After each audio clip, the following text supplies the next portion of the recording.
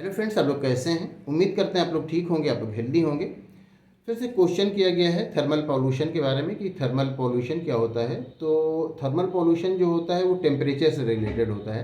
जैसे बहुत सारे पॉल्यूशन हम जानते हैं, soil pollution, air pollution, water pollution, तो नॉइज़ पॉल्यूशन। तो इसी तरह से थर्मल पॉल्यूशन जो होता है वो टेम्परेचर से रिलेटेड होता है। जो वाटर बॉडीज़ बहुत सारी हैं जो हमारी ज़मीन पर, जो उनका एक नेचुरल टेम्परेचर होता है। अब वो उस टेम्परेचर में ह्यूमन एक्टिविटीज़ की वजह से कोई डिफरेंस आता है तो उसको फिर थर्मल पॉल्यूशन कहा जाता है। मोस्टली तो ह्यूमन एक्टिविटीज़ की वजह से जो डिफरेंस आता है वो यही होता है कि टेम्परेचर हाई हो जाता है। तो जो वाटर बॉडी है उसका जो नेचुरल टेम्परेचर है वो किसी ह्यूमन एक्टिविटी की वजह से हाई हो गया, तब उसको कहा जाता है थर्मल पॉल्यूशन। और यही चीज़ अगर लो हो जाए तो भी वो थर्मल पॉल्यूशन कहलाएगा।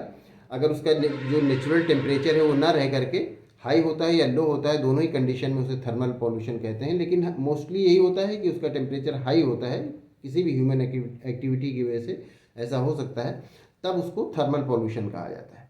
तो थर्मल पॉल्यूशन जो है वो टेम्परेचर से रिलेटेड है, जिसमें जो वाटर बॉडीज़ हैं हमारे जो अर्थ पर पाई जाती हैं और उनका एक नेचुरल टेम्परेचर है, और उस नेचुरल टेम्परेचर में उसमें बहुत सारे प्लांट्स और बहुत सारे एनिमल्स सर्वाइव करते हैं।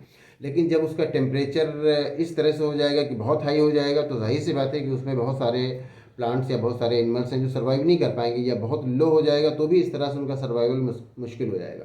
तो इस तरह से ये जो वाटर बॉडीज़ में बहुत सारे लिविंग ऑर्गेनिज्म पाए जाते हैं तो उनके लिए फिर उनकी लाइफ का उसमें मसला हो जाता है और उनके सर्वाइवल के लिए प्रॉब्लम हो जाती है। तो इस तरह से वो हार्मफुल होता है। लेकिन आपने जो क्वेश्चन किया है थर्मल पॉल्यूशन क्या होता है, तो थर्मल पॉल्यूशन यही होता है कि टेम्परेचर का बढ़ जाना या बहुत घट जाना, जो कि वाटर बॉडीज़ हैं उनका, उनमें उनके टेम्परेचर का घट जाना या बढ़ जाना, इसी को थर्मल पॉल्यूशन कहते हैं। तो उम्मीद करते हैं आपको आपके क्वेश्चन का आंसर मिल गया होगा। अगर इसमें किसी तरह का कोई कन्फ्यूज़न है या कोई और क्वेश्चन है तो आप पूछ सकते हैं। Thank you.